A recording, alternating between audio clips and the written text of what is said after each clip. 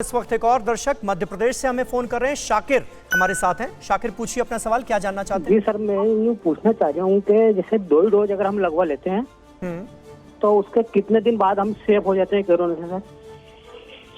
Doctor Gupta, vaccine की दोनों dose लगवाने के बाद कितने दिन बाद आदमी सुरक्षित हो जाएगा?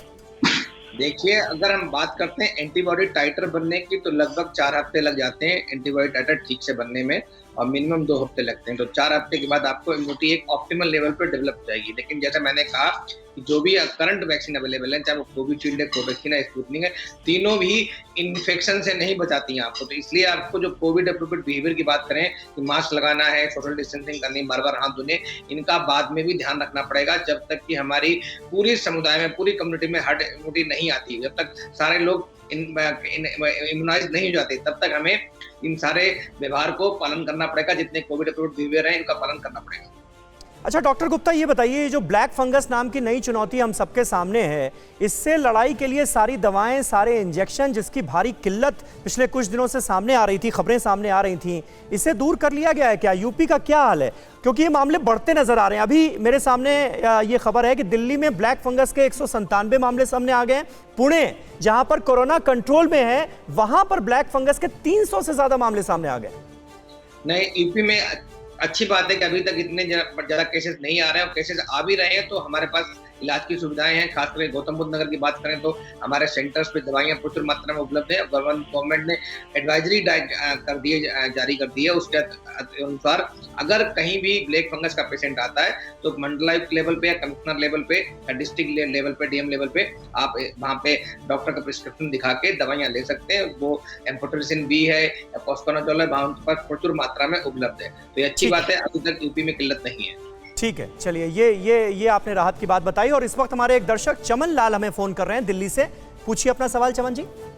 सर, मेरा नाम चमन है, मैं दिल्ली से। मेरे को 1 तारीख को कोरोना हुआ था, टेस्ट करवाया था मैंने। उसके बाद मेरे को डिस्चार्ज स्लिप मिल गई है, पर मेरे गले में खराश अभी तक है। तो वो क्या मेरे को दोबारा टेस्ट करवाना है? डॉक्टर सुभाष चंद्र इसका जवाब देना चाहेंगे। ये समस्या तो बहुत सारे लोगों में आ रही है। कोरोना नेगेटिव हो गए, उसके बावजूद भी गले में खराश, हल्की खांसी, कमजोरी बनी हुई है। तो ये बहुत आम है कि 1 तारीख से आज 20-21 तारीख हो गई और ये पूरी तरह रिकवर हो चुके हैं। और क्योंकि ये कोरोना लंग्स और थ्रोट का इन्फेक्शन है, इसलिए ये लक्षण बहुत आम है, कमजोरी और गले में खराश, खांसी आना। और इसके लिए बहुत चिंता की बात नहीं है। एक छोटा एंटी एलर्जिक कोई भी ले सकते हैं। स्टीम इनहेलेशन सुबह शाम लें और गर्म पानी का सेवन करें, खाएं पिएं अच्छे से, ये बिल्कुल ठीक हो जाएगा। किसी तरह का कोई खास टेस्ट कराने की जरूरत तो नहीं है? अगर इसके साथ फीवर है या बलगम बहुत आता है तो फिर एक चेस्ट एक्सरे या ब्लड काउंट्स कराने की आवश्यकता हो सकती है, जिससे कि डिसाइड करें क्या सुपर एडेड इन्फेक्शन से एंटीबायोटिक देने की जरूरत तो नहीं है। बट आमतौर से ये लक्षण किसी भी एंटी एलर्जिक जैसे एलेग्रा या कोई सेडजीन दवा से और स्टीम इनहेलेशन लेने से बिल्कुल ठीक हो जाते हैं। अच्छा डॉक्टर डीके गुप्ता, बहुत सारे लोग सीने में भारीपन और हल्के पेन की शिकायत भी कर रहे हैं पोस्ट कोविड।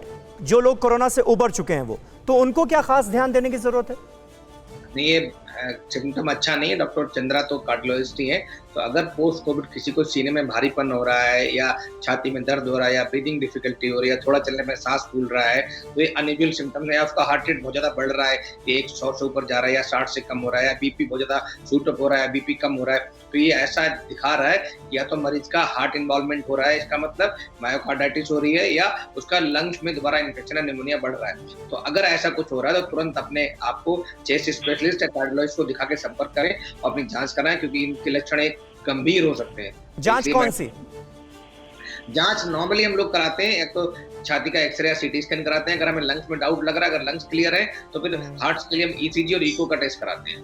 परवाह देश की, सोमवार से शुक्रवार रात 10 बजे TV9 भारतवर्ष पर।